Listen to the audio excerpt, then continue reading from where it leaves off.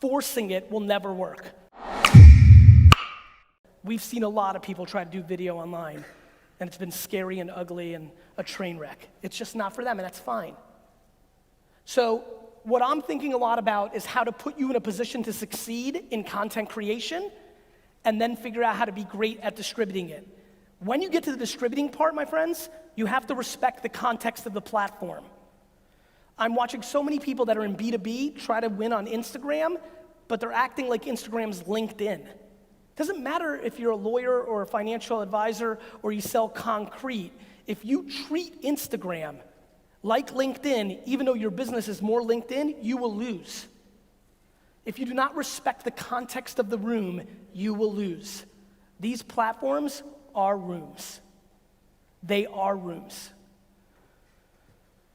Fuck. It's just so intense. The reason I just went there, I'm just thinking, how the hell do I get them to understand? How do I get people to understand how big of a deal this is? Nothing is more valuable than attention. I literally value attention equal to oxygen. I couldn't get you to understand it more if you got inside my head. And I can't figure out how to break people through, which is how, ironically, I think you'll find this interesting.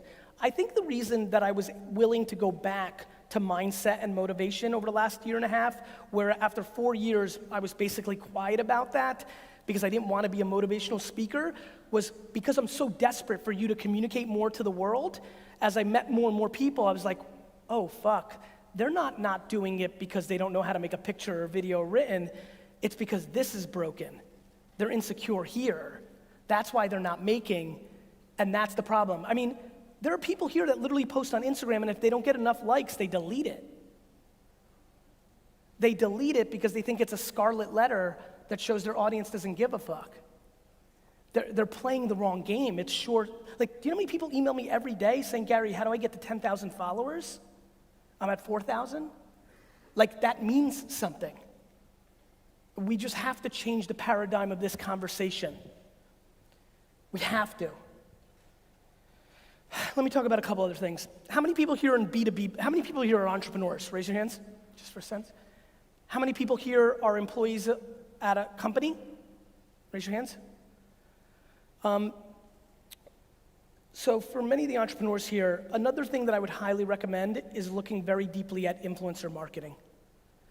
I can't get over the fact of how underpriced influencer marketing is, how much it converts, and how wild, wild west it is. Here's what I mean.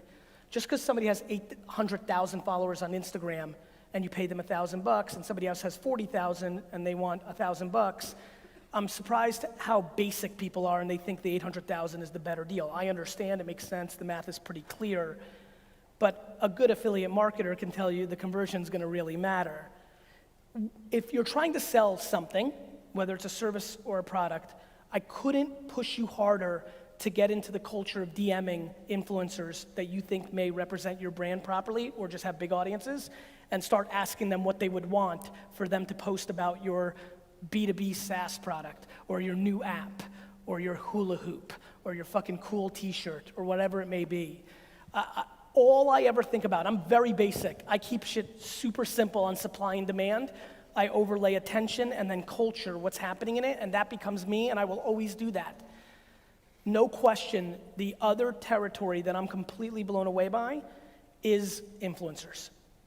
Super underpriced, potentially super overpriced, but not allocating a couple $100, a couple $1,000, tens of thousands of bucks, depending on the size of your business, and putting it into that tunnel and that funnel and tasting it for yourself is a huge missed opportunity. Huge.